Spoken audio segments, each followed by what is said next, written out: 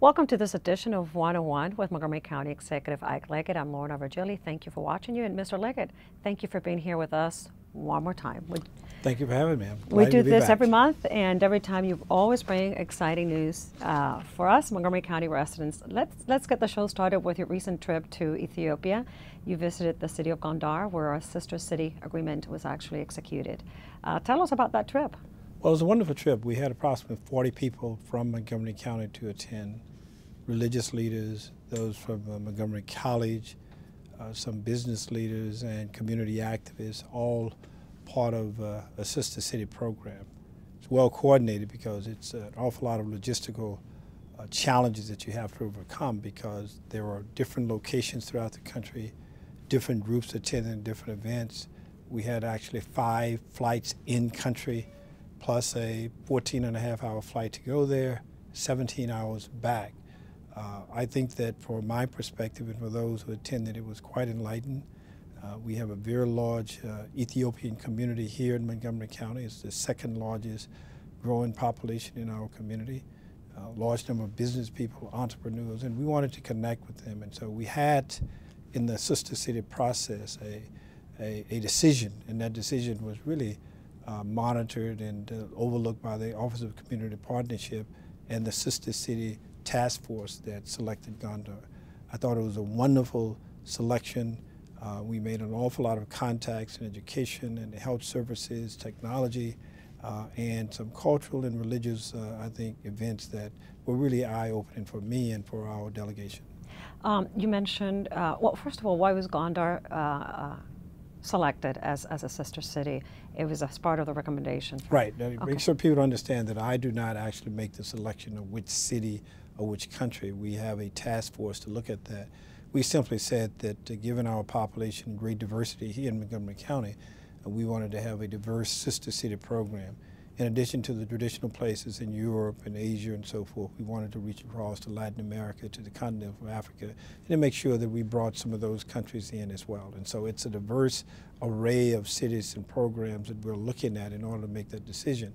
But I do not make the decision. It is really a recommendation made by the Sister City Committee, and they've simply said we're going to do one in Africa, and went to the African community and had them to be a part of that process. And that community actually selected Ethiopia and, of course, Gondar.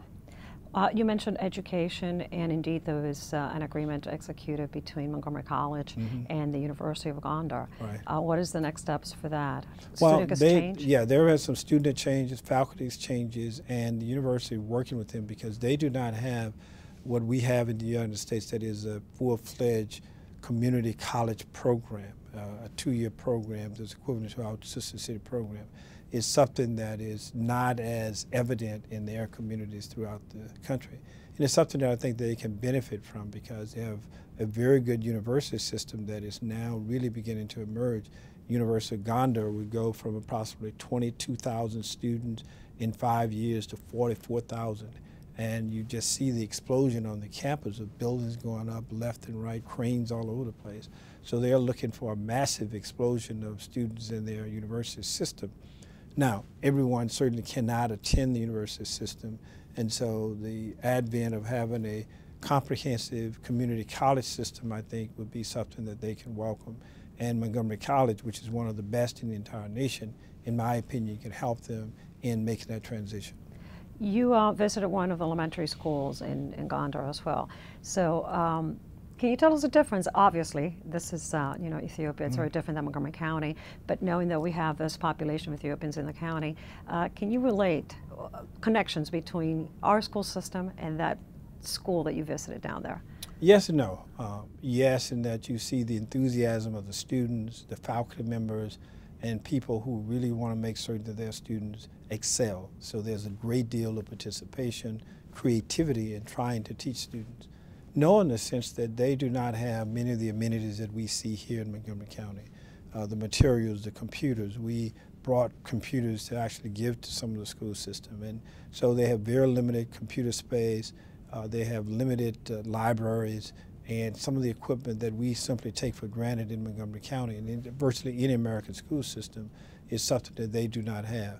But they make up an awful lot for creativity, for their ability to produce and to provide learning experiences without a lot of the technology. But in today's society, it is difficult to match the kinds of gains that you would want to see without having that level of technology. And so, yes, in the enthusiasm, yes, in the teachers who are highly motivated, yes, in the students who are actively participating and want to learn, but no in the material and no in the physical assets that are there that I think could enhance their learning experiences.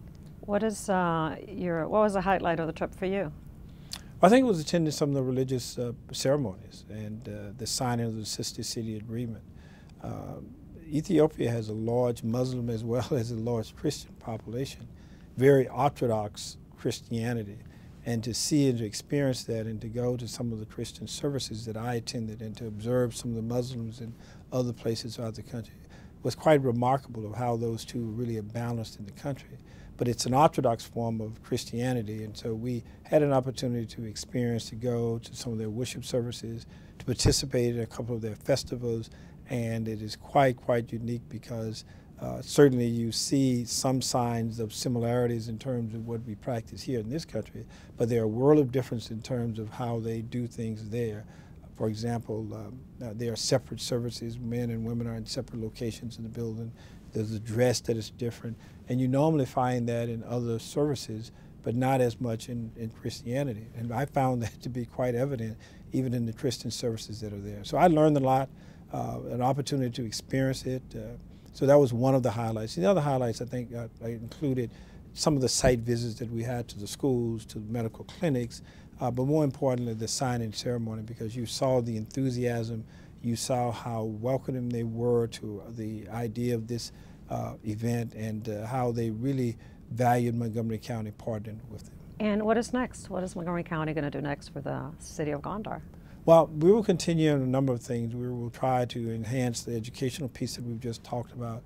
We want to continue the efforts of providing some assistance to some of the schools.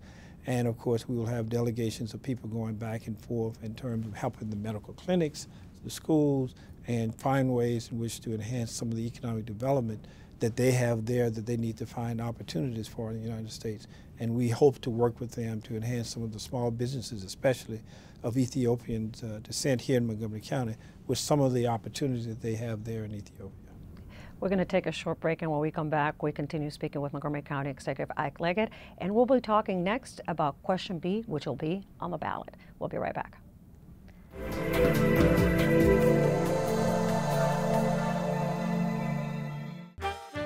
Did you know there are more than 10,000 county government phone numbers? But there's only one number you need to remember for non-emergency calls: 311. MC 311 is Montgomery County government's online telephone information system. Need information? Have a problem or complaint? Trying to locate a county government facility? Call 311. The call center is open Monday through Friday, 7 a.m. to 7 p.m. The website is available 24 hours a day, 7 days a week.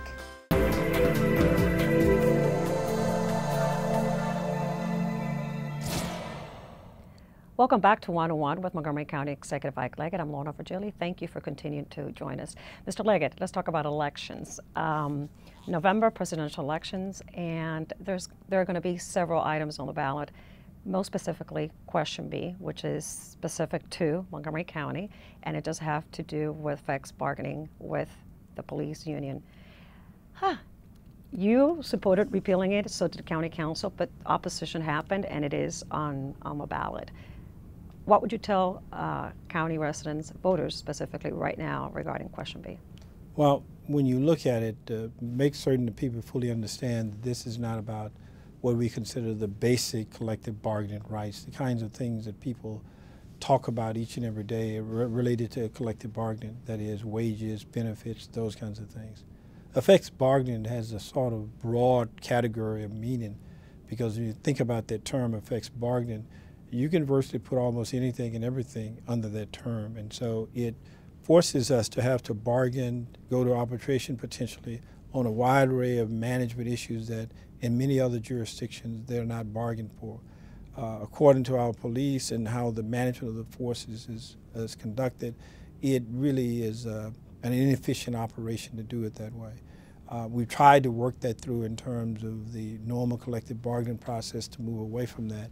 But last year, the county council introduced a measure that I signed that basically said that we're going to do away with fixed bargaining in our collective bargaining process, which means that some of the things that we are bargaining for now will no longer be bargained in the fashion that they do. And they could go to some of the very trivial things like time cards, armbands, and those kinds of things in terms of how you do it. Even the things that you don't have to effectively stop the police management from conducting at that time may be later subject to collective bargaining. And so I support the efforts of the police chief, who assured me that it creates a real challenge in terms of leadership and management. And so I think that this is an approach that we should follow. There are very few jurisdictions of any that have this kind of operation or this type of procedure in force. So what we're asking is simply that citizens vote to, in effect, support the police chief and what we call broader public safety by permitting us to reject the ballot initiative by the police union that would, in fact, overturn the county council decision. So we're saying basically not to support it and support the police chief.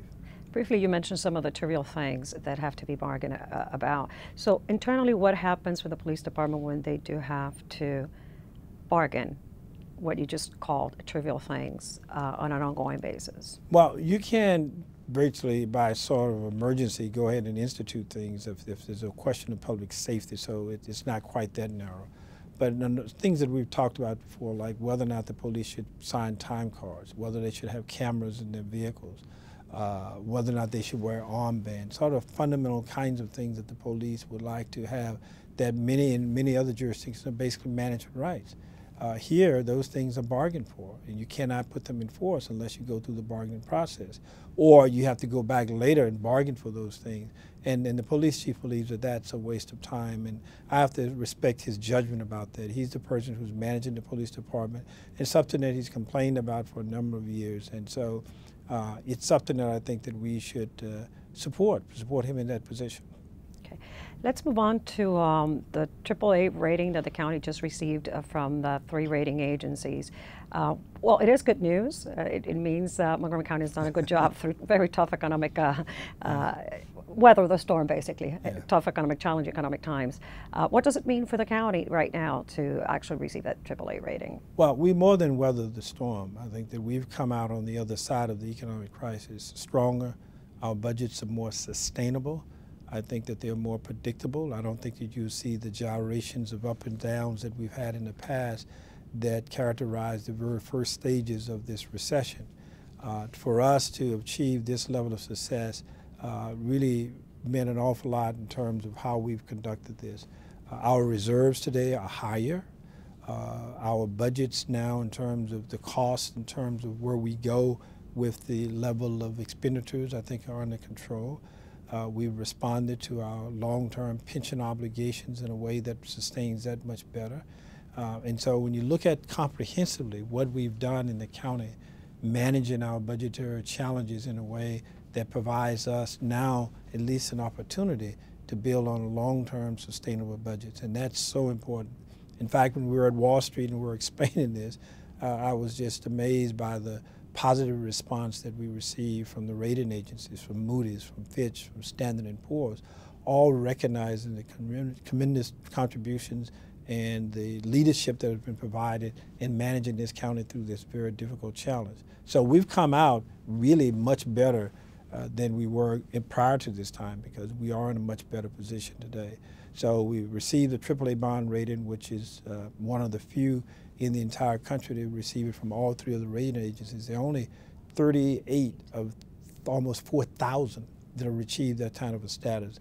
And Montgomery County has probably had its second or third longest of any jurisdiction in the entire country, and it's my intent to keep it. So that puts you starting to work on that FY14 budget. Oh, that's correct, and we're not going to make any backward steps to go back to the days of the sort of uncontrolled expenditures, but we're going to look at things very carefully, and the judgments that we make and decisions that we make are all designed to ensure that we have sustainable budgets and we maintain our AAA bond rating. Now, let's talk about development in the county. That little parking lot across from the Regal Theaters right there in Rockville, that's going to be quite an amazing mixed-use development. A hotel in Rockville, correct? Right. Apartments, retail? Yeah. It's a very good, smart development, retail mix, residential community that will go around the hotel. But it's not just the hotel and the mixed-use development. It is completing the last phases of the town center in Rockville. That town center now, as you know, has entertainment, movie theaters that are there, nice restaurants, residential places, and some office businesses that are located, as well as the county library. What this will do will be able to add a very large hotel and all the other mixed-use development that will occur. And you're just across the street from the Rockville Metro, and just across the street from the headquarters of Choice Hotels. And so this will complete that piece of the redevelopment of Rockville. About 200 apartments, going to get a little congested in there, is it not? But I think that it's right on top of Metro, so I think it's one that will be managed very well. Walkable communities. That's right. All right. We're going to take a short break. We'll be right back with Montgomery County Executive Ike Leggett. Don't go away.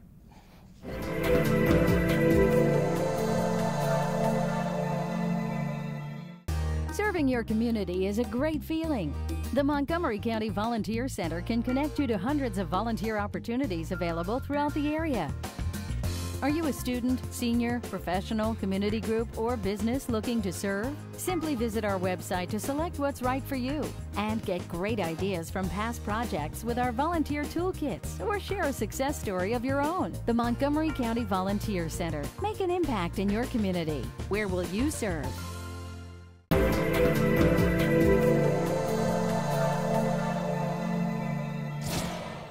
Welcome back to 101 with Montgomery County Executive Ike Leggett. I'm Lorna Virgili. Thank you for continued watch. Mr. Leggett, so we were talking right before the break about the AAA bonding in the county, and we're talking about money, basically. Now, let's talk about recently, you were handing out checks to some county employees. It sounds a little strange, but it was part of the gain sharing program established in the county, and some employees were rewarded a check for, what was it, $238 a piece. Each. Tell us a little bit about this program, because it's pretty innovative, what it's been implemented in some of the departments in order to save money. Right. Well, this is the first of what I hope to be many. During the height of the economic crisis, we reached out to employees to say essentially that we have some concerns about management going forth and efficiencies throughout county government. I did not want to see simply a top-down kind of a structure whereby management institutes a number of initiatives, and the employees, the people who are on the ground floor dealing with these things each and every day, will have ideas and are not coming forth with those. So we have this program called Gain Sharing, which is in some of the private industries and other places around the country. Basically what we're trying to do is to get employees to offer suggestions and ideas, and if those ideas and suggestions prove to be successful, that they save money, then we will actually share those savings with employees. So it's a gain sharing. The county gains by the overall comprehensive reduction in cost to the county. Employees gain because you now have a system that is more efficient, more effective, and they get an opportunity to get some of the financial rewards as a result of it.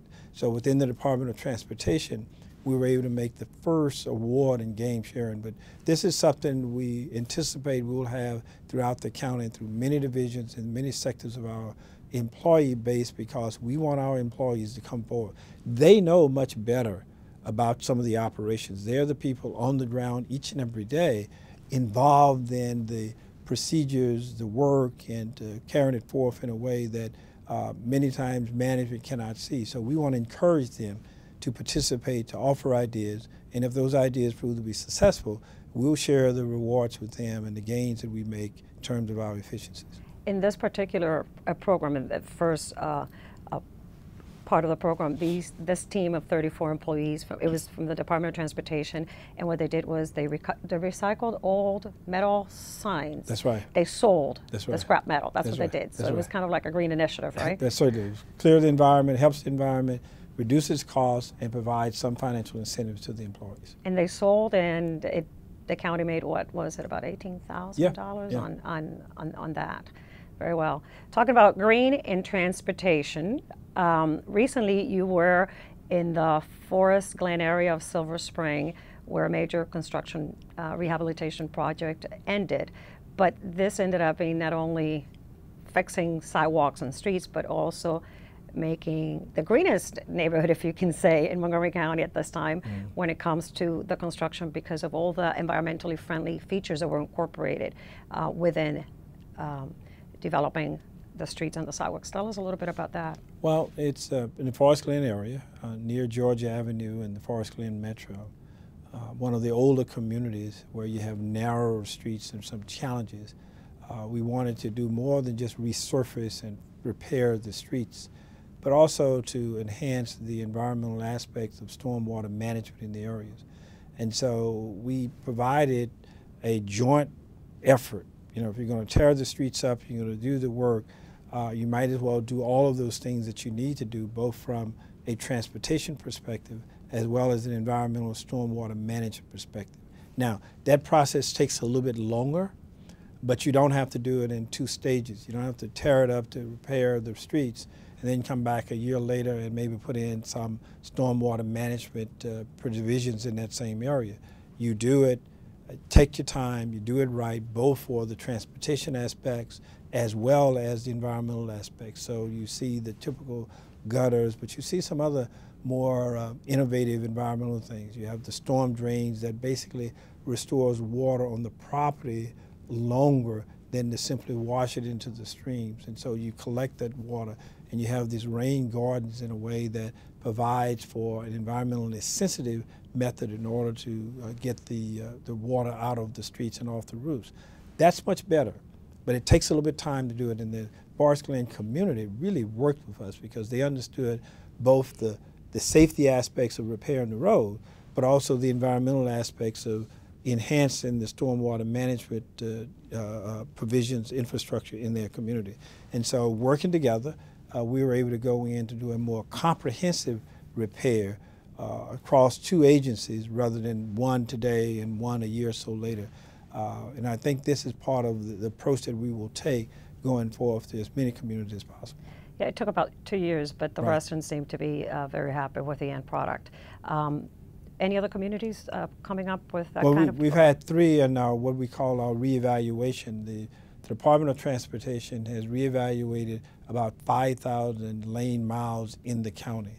And so we prioritize those in terms of the most urgent needs.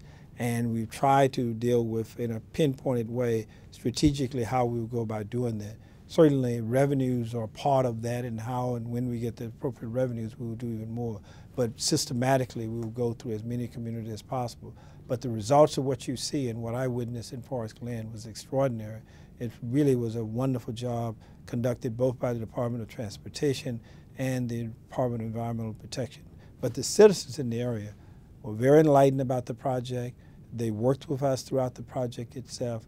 And we were out really picketing with signs expressing their appreciation for the work that the departments have done. Let's talk about recently the county took 12 young adults who have intellectual or developmental disabilities as interns. It's a new program for the county.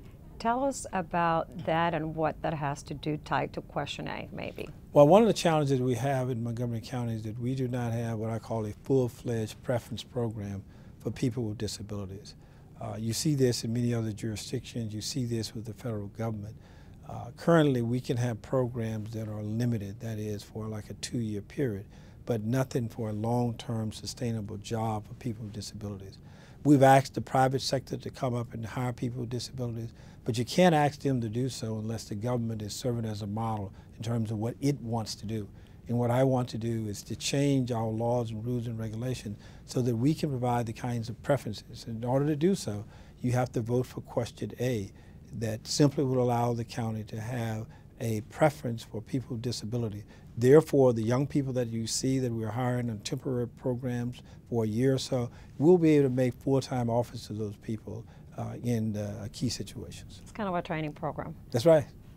Well, thank you for sitting with us today. Thank you. Time, it's gone, so I have to say goodbye, Mr. Leggett. And for you, any information regarding Montgomery County, of course, as usual, just visit our website, montgomerycountymd.gov. I'm Laura Virgili, and thank you for watching.